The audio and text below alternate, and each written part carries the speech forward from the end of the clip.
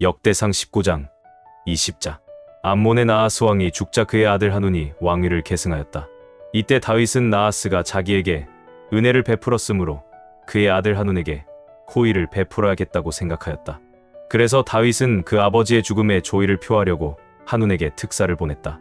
그러나 다윗이 보낸 조문단이 암몬 땅에 도착했을 때 하눈의 신하들이 그에게 말하였다. 다윗이 이 조문객들을 보낸 것이 왕의 부친을 공경해서라고 생각하십니까? 아닙니다. 이들은 우리 동태를 살펴 이 성을 함락시키려고 여기에 온 것이 틀림없습니다. 그래서 하눈은 다윗이 보낸 조문단을 잡아다가 그들의 수염을 깎고 엉덩이, 중앙부에서 그들의 옷을 잘라 아랫도리를 드러낸 채 돌려보냈다. 다윗은 이 일을 듣고 부끄러워서 어쩔 줄 모르는 그들에게 수염이 다 자랄 때까지 여리고에 머물러 있으라고 지시하였다.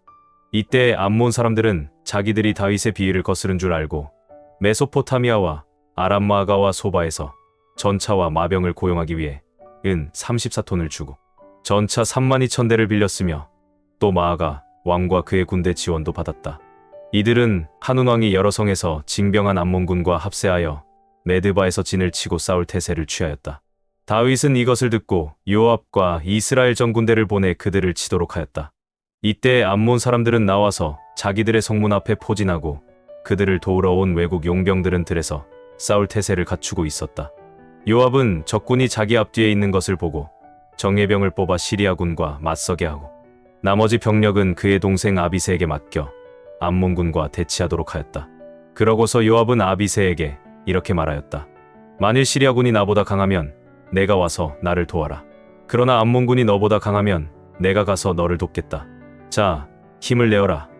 우리 백성과 우리 하나님의 성들을 위해서 용감하게 싸우자.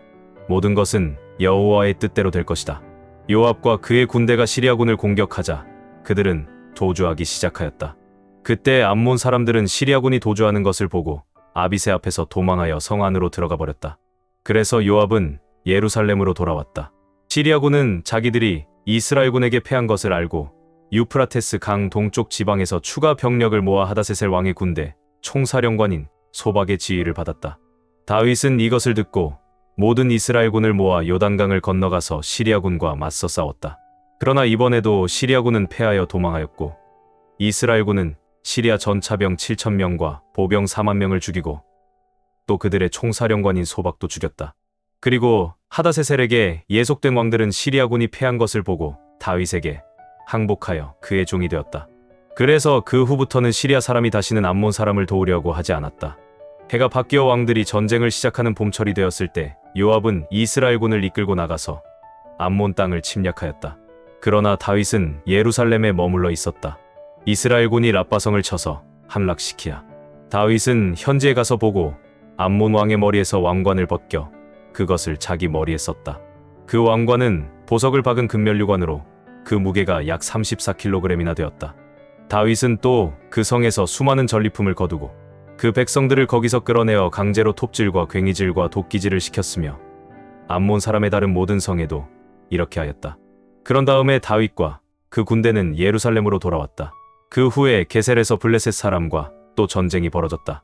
그때 후사 사람 십부게가 십배라는 거인을 쳐 죽이자 블레셋 사람은 항복하고 말았다. 블레셋 사람과 또 한 차례의 전쟁이 있었다. 이번에는 야일의 아들 에라난이 골리앗의 동생 라으미를 죽였는데 그의 창자루는 배틀채만큼 굵었다. 가드에서 또 다른 전쟁이 있었다. 적군 가운데 양쪽 손가락과 발가락을 각각 6개씩 가진 거인 하나가 있었는데 그가 이스라엘을 모욕함으로 다윗의 형 시므아의 아들인 요나단이 그를 죽였다. 이상의 세 사람들은 가드의 거인들이었으나 다윗과 그 부하들의 손에 모두 죽고 말았다.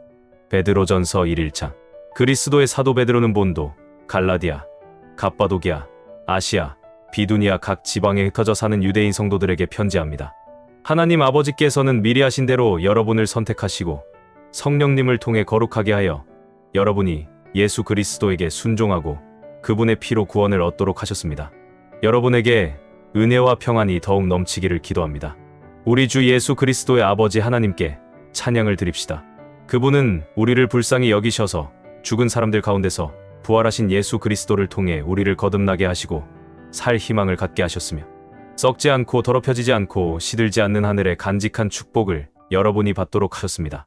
여러분은 마지막 때에 나타나도록 예비된 구원을 얻기 위해 믿음을 통해서 하나님의 능력으로 보호를 받고 있습니다. 그러므로 여러분이 여러 가지 시련으로 잠시 근심할 수밖에 없으나 그래도 여러분은 크게 기뻐하고 있습니다. 시련을 겪은 순수한 믿음은 불로 연단하여도 없어질 금보다 더 귀하여 예수 그리스도께서 다시 오실 때 칭찬과 영광과 존귀를 받게 됩니다. 여러분은 예수 그리스도를 본 일이 없으나 사랑하고 있으며 지금도 보지 못하지만 그분을 믿고 말로 다 표현할 수 없는 영광스러운 기쁨으로 즐거워하고 있습니다. 그것은 여러분의 영혼이 믿음으로 구원을 받기 때문입니다. 이 구원은 여러분에게 내려주실 은혜에 대하여 말한 예언자들이 열심히 찾고 깊이 연구하던 것입니다. 그리고 그들은 자기들 속에 계신 성령님이 그리스도의 고난과 그 뒤에 올 영광을 미리 알려주신 대로 그 일이 언제 어떻게 일어날 것인지를 알려고 노력하였습니다. 예언자들의 이런 사역은 자신들을 위한 것이 아니라 여러분을 위한 것임을 하나님께서 그들에게 알려주셨습니다. 그리고 그들이 연구한 진리는 하나님께서 보내신 성령님의 도움으로 기쁜 소식을 전하는 사람들에 의해 여러분에게 알려졌습니다. 이것은 천사들도 알기를 원하는 것입니다. 그러므로 여러분은 마음을 가다듬고 정신을 바짝 차리고 예수 그리스도께서 다시 오실 때에 주실 은혜를 간절히 기다리십시오. 여러분이 전에는 몰라서 온갖 욕심을 따라 살았지만 이제는 순종하는 자녀답게 하나님께 복종하십시오. 그리고 여러분을 부르신 하나님이 거룩하신 것처럼 여러분도 모든 행동에 거룩한 사람이 되십시오. 성경에도 내가 거룩하니 너희도 거룩하여라고 쓰여 있습니다. 각 사람이 행한 대로 공정하게 심판하시는 분을 아버지라고 부른다면 여러분은 이 세상에서 나그네 생활을 하는 동안 두려운 마음으로 살아가십시오. 여러분도 알고 있겠지만 여러분의 조상들이 전해준 무가치한 생활 방식에서 여러분이 해방된 것은 은이나 금과 같이 없어질 것으로 된 것이 아니라 금과 티가 없는 어린 양 같은 그리스도의 보배로운 피로 된 것입니다. 하나님께서는 세상을 창조하시기 전에 미리 그리스도를 선택하시고 마지막 때 여러분을 위해 나타나게 하셨습니다. 여러분은 하나님이 죽은 사람들 가운데서 다시 살려 영광스럽게 하신 그리스도를 통해 하나님을 믿게 되었습니다. 그래서 그분에게 여러분의 믿음과 희망을 두고 있습니다. 여러분은 진리에 순종하여 자신의 영혼을 깨끗하게 하였고 진심으로 형제를 사랑하게 되었으니 순결한 마음으로 서로 뜨겁게 사랑하십시오. 여러분이 거듭난 것은 썩어질 씨로 된 것이 아니라 썩지 않을 씨로 된 것이며 영원히 살아있는 하나님의 말씀으로 된 것입니다. 이것은 성경에 기록된 말씀과 같습니다. 모든 인간은 풀과 같고 그 영광은 들의 꽃과 같아서 그 풀이 마르고 꽃은 떨어지나 주의 말씀은 영원히 존재한다. 이 말씀이 우리가 여러분에게 전한 기쁜 소식입니다. 요나 3장. 여호와께서 다시 요나에게 말씀하셨다. 너는 저 큰 니느웨 성으로 가서 내가 전에 너에게 말한 대로 니느웨 성의 멸망을 선포하라. 그래서 요나는 여호와의 말씀에 순종하여 니느웨로 갔다. 니느웨는 대단히 커서 한 바퀴 도는 데에 걸어서 3일이나 걸리는 큰 성이었다. 요나는 그 성에 들어가 하루 종일 돌아다니며 40일 후에는 그 성이 멸망할 것이라고 외쳤다. 니느웨 사람들은 요나가 전한 하나님의 말씀을 믿었다. 그래서 그들은 금식을 선포하고 신분이 높은 사람이나 낮은 사람이나 모두 회개하는 마음으로 굵은 삼배 옷을 입었다. 그 소문을 들은 니느웨 왕은 자기 왕좌에서 일어나 왕복을 벗고 굵은 삼배 옷을 입고 잿더미에 앉았다. 그러고서 왕은 니느웨 사람들에게 이런 조서를 내렸다. 이것은 왕과 대신들의 명령이다. 사람이나 짐승이나 일체 먹을 것을 입에 대서는 안 되며 물도 마셔서는 안 된다. 사람이나 짐승이나 다 굵은 삼배를 걸칠 것이며 모든 사람들은 하나님께 진심으로 기도하고 각자 자기 잘못을 뉘우치고 악을 버려라. 하나님이 혹시 뜻을 돌이키시고 분노를 거두셔서 우리를 멸망시키지 않으실지 누가 알겠는가? 하나님은 그들이 자기들의 잘못을 뉘우치고 악한 길에서 돌아서는 것을 보시고 뜻을 돌이키셔서 그들에게 내리겠다고 선언하신 재앙을 내리지 않으셨다. 누가복음 8장. 그 후에 예수님은 여러 도시와 마을을 다니시며 하나님의 나라를 선포하시고 기쁜 소식을 전하셨는데 12 제자도 동행하였다. 또 악한 귀신들과 여러 가지 병에서 고침을 받은 여자들도 예수님과 동행하였다. 그들 중에는 7 귀신이 나간 막달라 마리아, 헤롯 왕의 재산관리인 구사의 아내 요한나, 수산나, 그 밖에 다른 여자들도 여럿 있었다. 그들은 자기들의 재산을 바쳐 예수님의 일행을 도왔다. 사람들이 여러 마을에서 모여들어 마침내 큰 군중을 이루었을 때 예수님은 비유를 들어 이렇게 말씀하셨다. 한 농부가 들에 나가씨를 뿌렸다. 그런데 어떤 씨는 길가에 떨어져서 발에 밟히고 새들이 와서 먹어버렸다. 그리고 어떤 씨는 돌밭에 떨어져서 싹은 나왔으나 물기가 없어 말라버렸다. 또 어떤 씨는 가시덤불에 떨어졌는데 가시나무가 함께 자라 그 기운을 막았다. 그러나 어떤 씨는 좋은 땅에 떨어져서 잘 자라 100배의 열매를 맺었다. 예수님은 이 말씀을 마치시고 귀 있는 사람은 잘 들어라 하고 외치셨다. 제자들이 이 비유의 뜻을 묻자 예수님은 이렇게 대답하셨다. 너희에게는 하나님 나라의 비밀을 아는 것이 허락되었으나 다른 사람들에게는 비유로 말한다. 이것은 그들이 보아도 알지 못하고 들어도 깨닫지 못하게 하기 위해서이다. 이 비유의 뜻은 이렇다. 씨는 하나님의 말씀이다.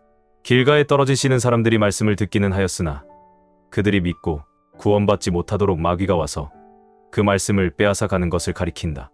돌밭에 떨어진 씨는 말씀을 들을 때 기쁨으로 받아들이지만 뿌리가 없으므로 잠시 믿다가 시험을 받으면 떨어져 나가는 사람을 말한다. 또 가시덤불 속에 떨어진 씨는 말씀은 듣지만 살아가는 동안에 세상의 걱정과 재물에 얽매이고 쾌락에 빠져 말씀대로 생활하지 못하는 사람이다. 그러나 좋은 땅에 뿌려진 씨는 바르고 착한 마음으로 말씀을 듣고 그 말씀을 잘 간직하여 인내로 열매를 맺는 사람을 가리킨다. 등불을 켜서 그릇으로 덮어두거나 침대 아래 둘 사람은 아무도 없다. 오히려 그것을 등잔대 위에 올려놓아 들어오는 사람이 그 빛을 볼 수 있도록 하지 않겠느냐? 감추어진 것은 나타나기 마련이고 비밀은 알려지고 드러나기 마련이다. 그러므로 너희는 내 말을 귀담아 들어라. 누구든지 가진 사람은 더 받을 것이고 갖지 못한 사람은 가졌다고 여기는 것마저 빼앗길 것이다. 예수님의 어머니와 형제들이 예수님을 만나러 왔으나 군중들 때문에 만날 수가 없었다. 그래서 어떤 사람이 예수님께 선생님, 어머니와 형제분들이 선생님을 만나 뵈려고 밖에서 기다립니다 하였다. 그러나 예수님은 그들에게 내 어머니와 형제들은 하나님의 말씀을 듣고 실천하는 이 사람들이다 하고 대답하셨다. 어느 날 예수님이 제자들과 함께 배를 타시고 호수 저편으로 건너가자 하고 말씀하셨다. 그래서 그들은 떠났는데 가는 도중에 예수님은 잠이 드셨다. 그때 갑자기 큰 폭풍이 휘몰아쳐서 배가 침몰하게 되었다. 그러자 제자들이 예수님을 깨우며 주님, 주님, 우리가 죽게 되었습니다 하고 부르짖었다. 예수님이 일어나 바람과 성난 파도를 꾸짖으시자 폭풍이 그치고 물결이 잔잔해졌다. 그때 예수님이 제자들에게 너희 믿음은 어디 있느냐? 하고 물으시자 그들은 두려워하고 놀라며 도대체 이분이 누구신데 바람과 물을 보고 명령해도 복종하는가 하고 수군거렸다. 예수님의 일행은 갈릴리 건너편 거라사 지방에 도착하였다. 예수님은 육지에 내리셨을 때 그 도시에 사는 귀신 들린 어떤 사람과 마주치게 되었다. 그는 오랫동안 옷을 입지도 않았고 집을 뛰쳐나와 공동 묘지에서 살았다. 그가 예수님을 보자 소리 지르며 예수님 발 앞에 엎드려 가장 높으신 하나님의 아들 예수님, 내가 당신과 무슨 상관이 있습니까? 부탁드립니다. 제발 나를 괴롭히지 마십시오 하고 외쳤다. 그것은 예수님이 더러운 귀신에게 그 사람에게서 나가라고 명령하셨기 때문이었다. 귀신이 자주 그를 사로잡기 때문에 쇠사슬과 쇠고랑으로 그를 묶고 지키는데도 그는 그 모든 것을 끊고 귀신에게 몰려 광야로 뛰쳐나가곤 하였다. 예수님이 그에게 내 이름이 무엇이냐? 하고 물으시자 그는 군대입니다 하고 대답하였다. 이것은 그에게 많은 귀신이 들어가 있었기 때문이었다. 그리고 귀신들은 예수님께 제발 무적행으로 들어가라는 명령만은 하지 말아달라고 간청하였다. 마침 그곳 산에는 많은 돼지떼가 풀을 먹고 있었다. 귀신들은 돼지떼 속에라도 들어가게 해달라고 간청하였다. 그래서 예수님이 허락하시자 귀신들이 그 사람에게서 나와 돼지떼 속으로 들어갔다. 그러자 돼지떼가 가파른 비탈로 내리달려 호수에 빠져 죽고 말았다. 돼지를 치던 자들이 이것을 보고 도망하여 읍내와 촌에 이 일을 말하자 사람들이 일어난 일을 보려고 모여들었다. 그들은 귀신 나간 사람이 옷을 입고 맑은 정신으로 예수님 앞에 있는 것을 보고 두려워하였다.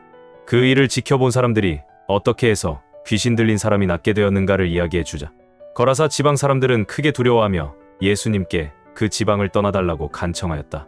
그래서 예수님은 되돌아가려고 배를 타셨다. 그때 귀신 나간 사람이 함께 가게 해달라고 간청하였으나 예수님은 그를 돌려보내시며 집으로 돌아가 하나님께서 너에게 행하신 큰 일을 이야기해 주어라 하고 말씀하셨다. 그래서 그는 곧 가서 예수님이 자기에게 행하신 큰 일을 온 마을에 알렸다. 예수님이 돌아오시자 기다리고 있던 사람들이 영접하였다. 그때 야이로라는 회당장이 와서 예수님의 발 앞에 엎드려 자기 집에 와 주시기를 간청하였다. 이것은 12살쯤 되는 그의 외딸이 죽어가고 있었기 때문이었다. 그래서 예수님이 가시는데 군중들이 마구 밀쳤다. 그때 군중 가운데 12년 동안 피를 흘리며 앓던 한 여자가 있었다. 그녀는 여러 의사들을 찾아다니며 치료하느라고 자기 재산을 다 허비하였으나 그녀를 고칠 수 있는 사람은 아무도 없었다. 그 여자가 뒤로 가서 예수님의 옷자락을 만지자 흐르던 피가 즉시 멎었다. 이때 예수님이 누가 내 옷을 만졌느냐? 하고 물으시자 모두 모른다고 하였고, 베드로는 주님, 사람들이 이렇게 밀치고 있는데 어떻게 알겠습니까? 하고 대답하였다. 그러나 예수님은 내게서 능력이 나갔으니 나에게 손을 댄 사람이 있다 하고 말씀하셨다. 그 여자는 더 숨길 수 없게 된 것을 알고 떨며 예수님 앞에 나와 엎드렸다. 그러고서 그녀는 예수님을 만진 이유와 어떻게 해서 즉시 낫게 되었는가를 모든 사람 앞에서 말하였다. 그러자 예수님은 그 여자에게 따라 내 믿음이 너를 낫게 하였다. 이제 평안히 돌아가거라 하고 말씀하셨다. 예수님이 아직 말씀하고 계실 때 회당장의 집에서 사람이 와서 따님이 죽었습니다. 이제 선생님을 더 괴롭히지 마십시오 하였다. 예수님은 그 말을 들으시고 회당장에게 두려워 말고 믿기만 하라. 그러면 딸이 살아날 것이다 하고 말씀하셨다. 예수님은 그 집에 도착하셨을 때 베드로와 요한과 야고보와 소녀의 부모 외에는 아무도 집 안에 들어오지 못하게 하셨다. 사람들은 모두 소녀의 죽음을 슬퍼하며 울고 있었다. 그때 예수님이 울지 말아라. 소녀는 죽은 것이 아니라 자고 있다 하고 말씀하시자 사람들은 소녀가 이미 죽은 것을 알고 있기 때문에 예수님을 비웃었다. 그러나 예수님은 그녀의 손을 잡고 소녀야, 일어나거라 하고 외치셨다. 바로 그 순간 소녀의 영이 돌아와 그녀는 즉시 일어났다. 예수님이 소녀에게 먹을 것을 주라고 말씀하시자 소녀의 부모는 놀라 어쩔 줄 몰랐다. 그러나 예수님은 이 일을 아무에게도 알리지 말라고 그들에게 명령하셨다.